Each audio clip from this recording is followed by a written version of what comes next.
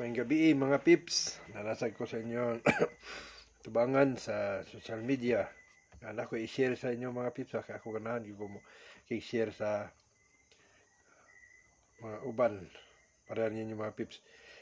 Anak ko nakita na po diri sa panultihon gyapon mga pips. Tada kay nga pulong o makita kini o magbasa mo sa Biblia, makita kini sa panultihon 19:15. Kini nagaingon, kon magtinapulan ka o magpunay katulog, gutumon ka.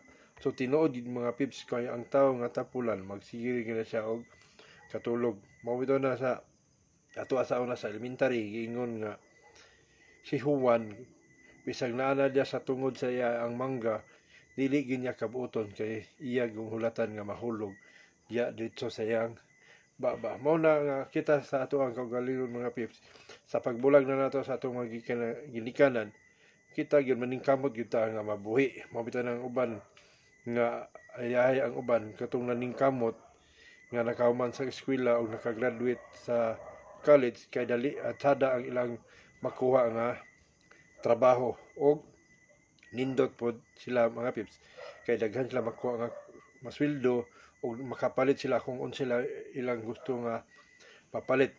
Pero susama na ko mga pips usa lang taon ka yano nga negosyante mura gyapon kog kakato ka pips kung walay halin walay kanon. Pero dili sad sa ingon nga walay halin walay kanon.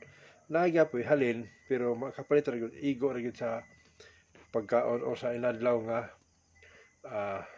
mapalit o kinahanglanon. Kay sa ako amang good pips kung unsay ihatag sa Ginoo dako gyud dawaton kay manana nimo kung siguro gidaagaan ko sa Ginoo sa una nga mga panahon og haruhay siguro dato na kay ko karon pips.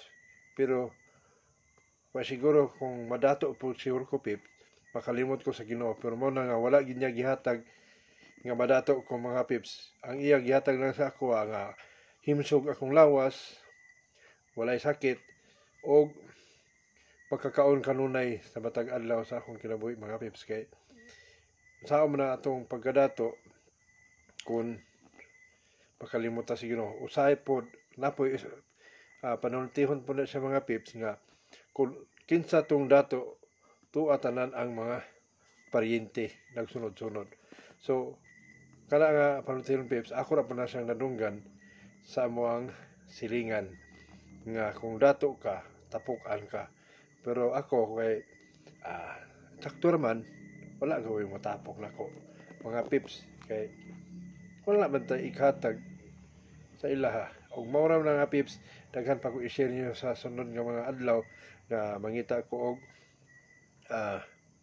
uban TikTok. Shout out ko sa uban nga wala pa makapalo or sa ako ang feed sa Facebook. Ipalo ko niyo para daghan kung makuha nga followers ug daghan po ko nga ma-share diya sa inyo gikan sa Biblia kay dili man ako dili sa Bible man ako ninakuha. Og daghang salamat mga pips, hinaot nga mamati pa mo sunod sa ako ang mga share sa inyo ha. Og daghang salamat mga pips ug maayong gabi.